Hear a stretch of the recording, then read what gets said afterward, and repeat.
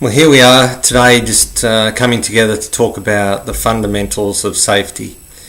And one of the things that I see as fundamental into our objective of achieving zero harm is to have a process through which we can manage safety. It's absolutely critical in my mind that we have a fundamental process to understand what we need to do to deliver a safety result. So in thinking about this, you can concentrate on the well-established standards, the British Standard 18,000, also the Australian Standard AS 4801, which I had some involvement in putting together. And these standards basically tell us to identify the hazard and assess the risk, put some controls in place and monitor and review. Fundamentally, I have a problem with those standards in that I don't believe you'll achieve zero harm if you just did those basic steps without splitting them out and understanding a little bit more in depth about what we need to do. And so for me, that's why I came up with the practical safety process. It's built on my 30 years of experience in business, and particularly in manufacturing and mining. And so I just wanted to share that with you today, and hopefully this will make your workplace a safer place for your employees and reduce the heartache that you have potentially as a management team.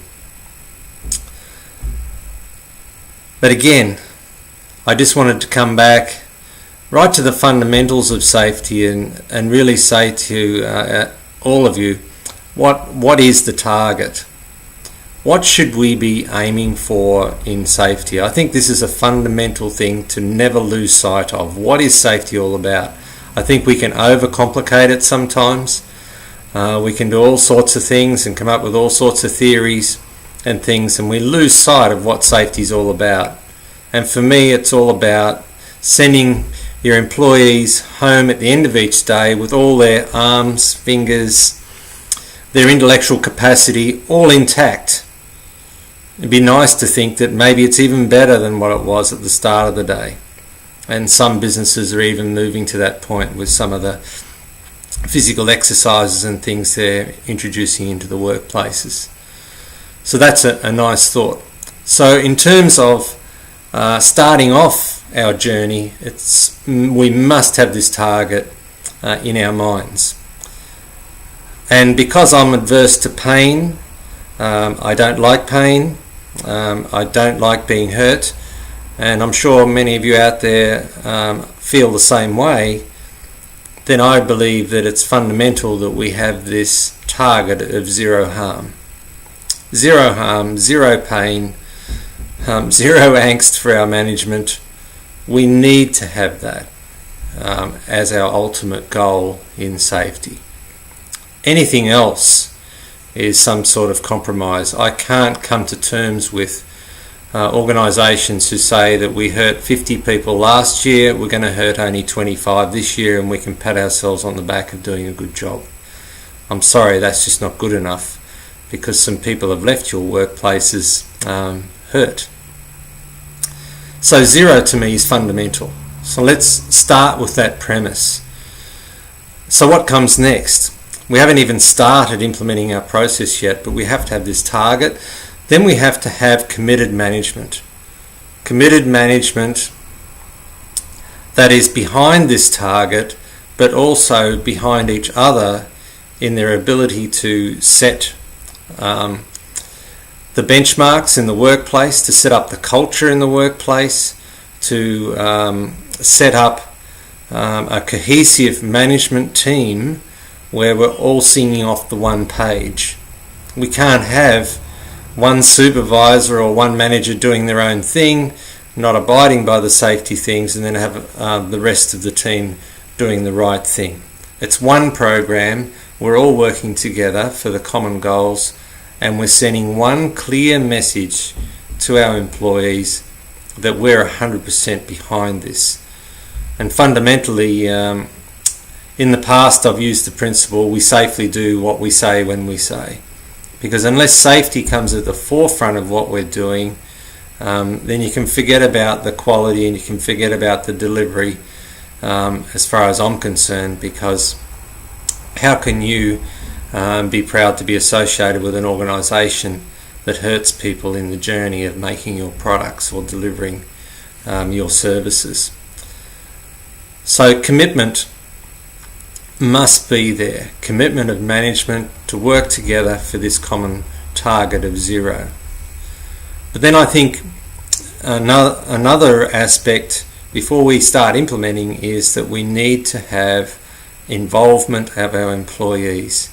Involvement is absolutely critical for our employees, for them to have ownership of the decisions that are being made in the organisation, but also fundamentally by involving the employees you're taking them on a journey of learning about the hazards and risks in their workplace, and just by doing that alone I've seen up to halving of injury rates right at the outset by doing nothing else but involving the employees, by going out into the workplaces, standing around pieces of plant and equipment with your employees, discussing hazards and risks, and doing nothing else. You'll get a 50% reduction, I guarantee you, in your injury rates just by creating that awareness. So for me, that's why I put in the centre of the circle of my safety process model that you must have a target, you must have committed management, and you need to have fundamentally prepared to involve the employees in the process that we're going to talk about today. So now we're ready. We're ready to implement the process. The first step in the implementation is to identify hazards and assess the risks. This is fundamental to the understanding of safety in the workplace, to have a common list of hazards. If you read my text, you'll find that I try and distill down a hazard list to a standard set of hazards. It's no more than 30 odd hazards that I have identified, and these hazards we need to build a common understanding around. So if you see, for instance, a cable laying on the floor, what is the hazard? A lot of people will say, well, it's the cable on the floor is the hazard. Well, it's actually not. We've got a slip, trip and fall hazard that can be caused by a cable. It could also be caused by a bucket on the floor. It could be also be caused by some rough concrete or whatever it might be. The fundamentals of that is by having common definitions of hazards, then we build some competency around hazard identification, but we also can analyse our workplaces and understand where our hazards exist and in what types of situations, rather than calling the condition the actual hazard. So I think that's a fundamental thing in hazard identification that we need to think about. Then of course we need to assess the risk, and there's many standards around you can use to assess the risk around the likelihood and consequence of that hazard existing in the workplace. And I don't really mind whichever risk assessment tools you use, as long as you have one that's consistent, that enables you to prioritise the controls a little bit later on that you need to implement. So identifying hazards and assessing risks is critical. Some hazards, like chemical hazards and things like that, you'll probably require someone with a little bit more expertise to identify. But other than that, what I've found is I can put photos up in front of people of workplaces where I've identified hazards before, and people can identify 90% of the hazards in the photos that I show them. So why don't we take a snapshot out in the workplace as we go out there every day and take a fundamentally just take a snapshot when you walk out there. What hazards do you see? What controls do I need to put in place to minimise that risk and get it to an acceptable level where we can continue work? That's the ultimate safety game. that we're playing here. So identify the hazards and risks is step one, and assess the risk, step one.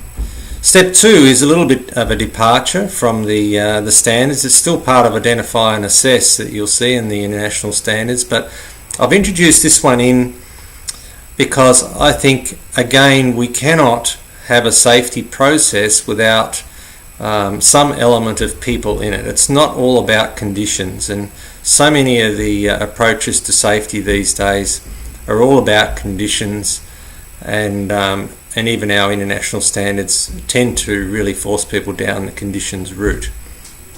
What I'm on about here is identifying the desired people requirements.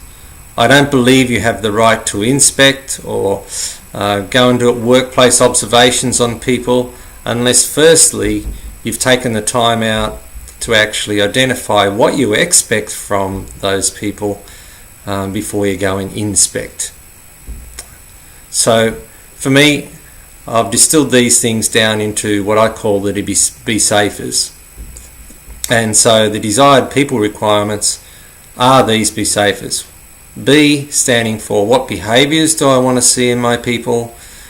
A for attitudes, what attitudes are expected in the workplace to keep it safe. What skills do I need in terms of the base skills that I might need in terms of licenses and things like that. What feelings I need, and some people say, oh Wayne, that's a little bit silly. What are you talking about feelings for? I can tell you, as a person who's extremely claustrophobic, don't get me anywhere near a confined space. You'll see me freak out, and that's not a feeling you want to see. So for me, feelings are in there, and they're overlooked sometimes, but think about phobias and think about those types of things, and you'll suddenly see the value of seeing feelings in there and the attributes of our people. Some people have said to me, well, you can't discriminate against people. Well, I'm saying to you that it's not about discriminating against people, it's about understanding what we need in terms of the attributes to do a job. And again, I'll use myself as an example. I happen to be colourblind, so colourblindness is not an attribute you can have being an electrician. So you can't be an electrician if you're colourblind. That's full stop. It's not something you can do. So those things are really, really important for us to understand, the be safers. And I've got a tool that I use, a job person analysis, which I'll talk about in another time, where it's a tool that we use to help us identify what those be safers are right at the outset, just like a plant risk assessment or a job safety analysis does for identifying hazards. So that's identify the desired people requirements, the be safers. I also have another identification step, which is to identify compliance requirements. Compliance requirements are those things that are designated by law as the minimum requirements we must put in place. I usually deal with this type of thing with a compliance register for each site that we have, based on the laws of the basic laws of the government of that particular area.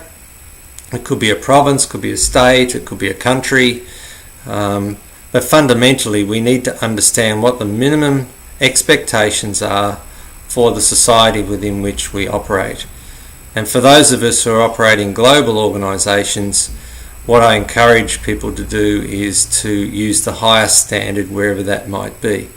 So for instance, if I'm here in Australia where I am, we have fairly high standards in safety, and I'm going over to a place like Bangladesh or somewhere like that where the safety standards aren't as high, my expectation is that I'll put in the Australian standards and exceed the Bangladeshi standards by a long, long way, because ultimately what are we trying to do? We're going back to our fundamental target of zero harm. So anything we can do that gets us closer to helping our employees know their hazards and know the risks associated with those hazards and have the controls in place, fundamentally the closer we're going to be to achieving our zero harm target. So then we move on to the next thing, where I'm starting to get to the control measures now. So we've identified all these things that we need to do, the hazards, we've identified the people requirements, we've identified the compliance issues. Now we've got to build those, that knowledge base we've now created into some controls. And I like to split the controls up into two areas. And the first one is a safe place of work. And so that one's to ensure a safe physical work environment. So safe place of work. Many of us are familiar with the 5S type programs, or 6S sometimes, whichever ones you use, I don't mind, or housekeeping routines. But it's even a little bit more than that. It's about having the emergency management systems in place, having our traffic management plans, all those types of things that involve us creating the environment within which our people will come and work, that will encourage our people and support them in the delivery of zero harm. So that could be something like as simple as posters on a wall, because when you walk into a place, I can tell you, some areas I feel safe in, others I don't. Some people, as soon as I walk into their factories, I see all these posters on safety around the wall. I see the safety metrics up on as being important on their notice boards, and suddenly I feel like this place, these people really do take safety seriously. And so that for me is about creating the environment within which our people will work. Is a fundamental thing for safety, and it can be simply as a lick of paint on something. A classic example for me, and it's in some of the workplaces I've been involved in recently, is a forklift truck. Now, nothing annoys me more than seeing a forklift truck with scratches, dents and gouges in it all over the place. And I'm saying, well, wow, what is this? Why don't we keep our forklift like a brand new car? Nobody wants to put the first scratch on a new car. So if we keep our forklifts and things up to speed like they're brand new, so that when we put a scratch on it, we're embarrassed about that scratch and we have to go and report it and get it fixed. That's about creating an environment where safety is important. And you'll see the preservation of buildings and infrastructure is absolutely paramount. Sometimes I see dents in buildings and lack of maintenance of buildings and infrastructure, and it just undermines the whole safety ethic that we're trying to create. The other one, of course, is the amenities of the employees. If I walk into a place, one of the first places I go to is a canteen, and I go in and have a look at the change rooms of where we've got our workers. And if we can't provide a nice, clean environment for our people to get changed in and to eat in, and have a look at the state of your fridges, then I think that's a fundamental problem in sending the right message for safety. So that's the negative side of it. The positive side of it is if you keep it clean, you provide really good amenity for your people, you look after them well, then my expectation is that they'll look after the plant and equipment that they work with every day well as well. I think all these things go hand in hand. So that's safe place of work. Then we come into safe systems of work. And safe systems of work for me is taking all the other steps that have gone before it and building into a very simple work instruction about what we need to do here. In creating work instructions, you need all that hazard and risk information, you need the compliance information, you need the people be safer information to build a work instruction that you can actually rely on, and making sure that we've got a balanced approach to safely doing what we say when we say. Because ultimately, we've not only got to have the safety information in there, we've got to have the quality information, the productivity information, whatever it might be that we need to have in the employee's hands to deliver the result that we need for that particular job or that task that individual has. So the work instructions for me, I like to model them on having some photos. I like to have a simple process map, some photos, base instructions, and importantly, I want to have the be safers built in so that we understand what skills, what behaviours we need, all those types of things built into the work instruction. And then ultimately we move on to the next step, the final step, which is to assess the competency of the individual. And for me, this one's one that's often left off. It's not about just getting employees into a classroom, having them have a look through the procedure and saying, yep, tick, I've been through the procedure with my employees, they're trained now, they're done. It's not about that at all. It's competency assessment. Competency assessment is all about observation in the workplace. Can they actually be observed in the workplace, actually doing the activity as we've designed it? Do they understand the variability associated with that activity? When that variability occurs, do they know how to control that variability in the best possible way? And so we're building competency around our processes to safely deliver the quality and all the other things that we need in our workplace. And then I guess then our safety process, is it over? No, it's not over, because we've got the final step of monitor and review performance. This is about sustaining the effort in the workplace to continually not just maintain standards. For me, I think if we're going to get to zero, it's not about maintenance of standards, it's about elevating standards as we go. So fundamentally, every day we come into the workplace, every week, every month, we're getting closer and closer and closer to our zero harm target. And hopefully, for many of you, you get there rather quickly. If you've got a very simple workplace with not too many hazards in it, you can get to that zero harm target quite quickly. For other of you who've got many things to deal with, are a little bit further behind the 8 ball, then perhaps you've got a little bit further to go. But I wish you all well on your journey, and it is a journey, and hopefully the practical safety process can help you get there. And you might want to have a look at some of the later videos as we go through each step in a little bit more detail, and some of the tools that you might use to help you on that journey. So thanks for listening.